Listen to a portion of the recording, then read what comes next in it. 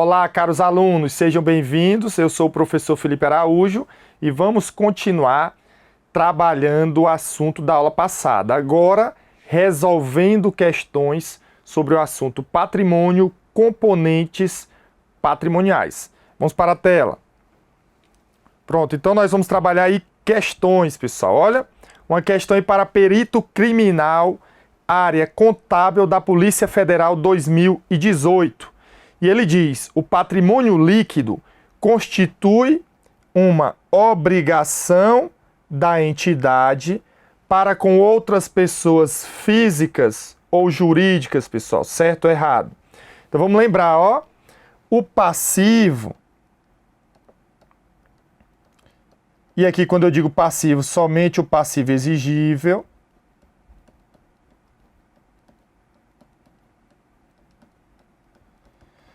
Ele corresponde às obrigações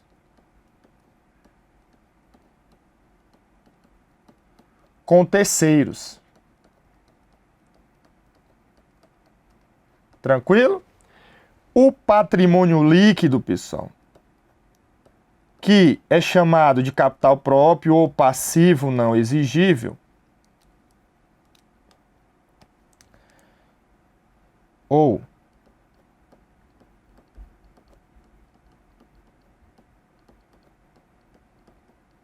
passivo não exigível, ele também representa obrigações. Tranquilo? Só que com os sócios e acionistas. Por isso que é não exigível. Porque, em tese, os sócios e acionistas da empresa, eles investiram para obter um retorno. Então, a empresa, como a autonomia patrimonial, que eu já falei do princípio da entidade, como a autonomia, em tese, esse patrimônio líquido seria as obrigações que a entidade tem em relação aos seus sócios e acionistas. Por isso, o gabarito está certo.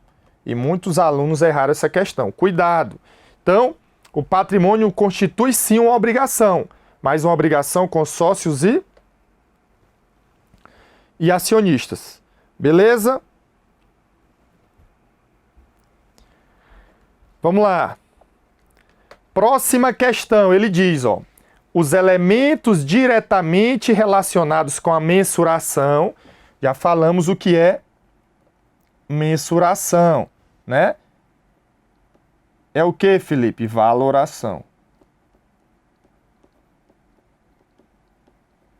Valoração. Da posição patrimonial e financeira são os ativos, passivos e patrimônio líquido. Analise as afirmativas e marque verdadeiro ou falso. Passivo, nós vamos analisar cada item, não é uma questão de múltipla escolha, tá, pessoal? Eu peguei a questão e trouxe as alternativas que se referiam a este assunto. Então, passivo é uma obrigação presente da entidade de transferir um recurso econômico como resultado de eventos passados? Verdadeiro. Vimos isso no estudo do passivo, que são as obrigações com terceiros. Letra B. Patrimônio líquido é o interesse residual nos ativos, depois de acrescidos todos os seus passivos? Errado, pessoal. Depois de deduzidos. Tranquilo? E apesar de não estar errado, hoje em dia, aqui patrimônio líquido, na verdade, é a participação residual. Então, está falso. Letra C. Passivo compreende as aplicações de recursos apresentados pelas obrigações com terceiros. Caros alunos, nós vimos o passivo e o patrimônio líquido são as origens dos recursos que são aplicados no ativo. Então, ele não é aplicação, mas sim origem. Então, compreende as origens de recurso. Beleza? Próxima questão. Lembrando que esses assuntos iniciais, caros alunos, as principais bancas como o FCC e CESP não temos muitas questões recentes, bem como o FGV. E aí a gente traz questões mais antigas para vocês verem como já foi cobrado e trazemos as questões recentes de outras bancas. Tranquilo? Não é porque a gente não traz. Nosso material é totalmente atualizado sempre no ano corrente. Beleza?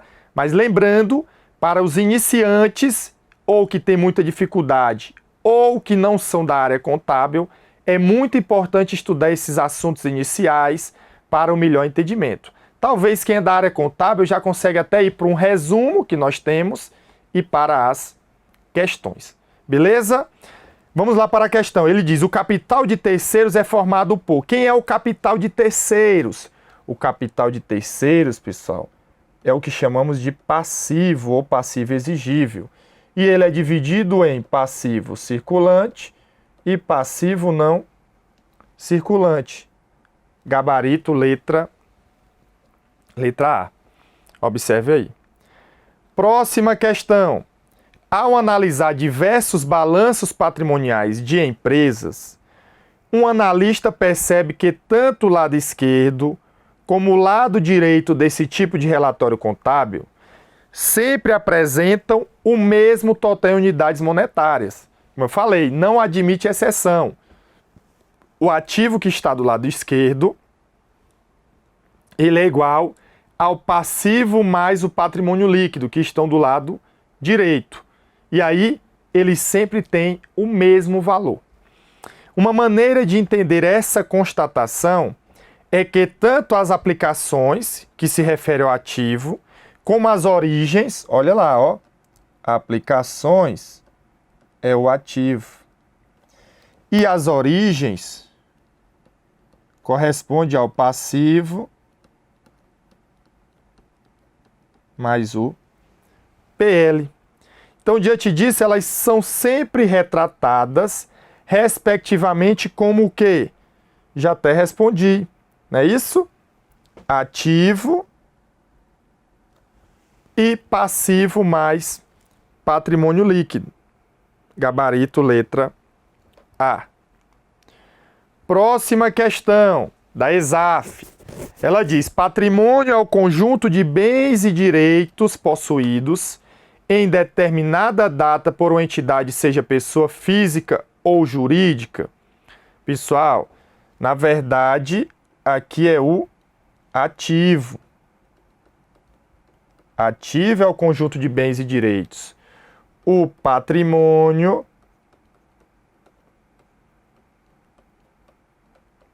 ele é o conjunto de quê?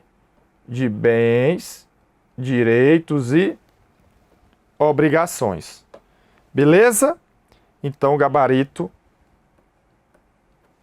falso. Próxima. Ele pergunta: no patrimônio da empresa, qual dos exemplos abaixo é considerado um direito? E aí é só lembrar. Os direitos são representados geralmente por valores a receber com terceiros e tem as seguintes nomenclaturas acompanhadas, em regra: a receber ou a recuperar. Beleza, Felipe. Então vamos lá. Caixa. Como forma de revisar, caixa é um bem. Estoque são as mercadorias que a empresa compra para revenda. Então, é bem também.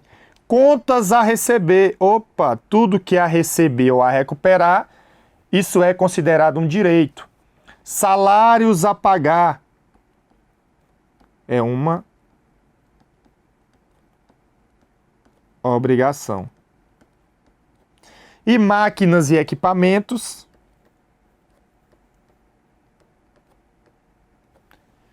é um bem da empresa. Tranquilo? Perfeito, Felipe. Vamos aí para uma questão, mais uma questão. Ele diz: o objeto de estudo da contabilidade é o patrimônio das entidades, nós já sabemos. O objeto é o patrimônio, o objetivo controlar o patrimônio com a finalidade de fornecer informações para tomada de decisões. Considerando essa afirmação, assinale a alternativa que apresenta o conceito de patrimônio. E alguns alunos erraram.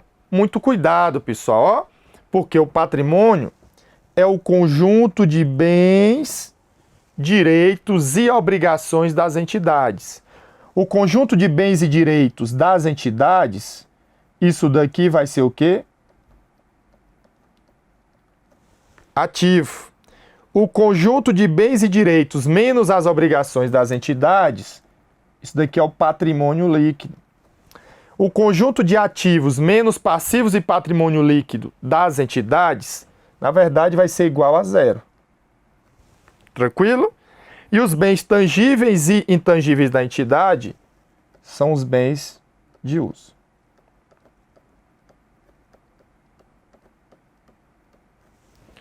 Beleza?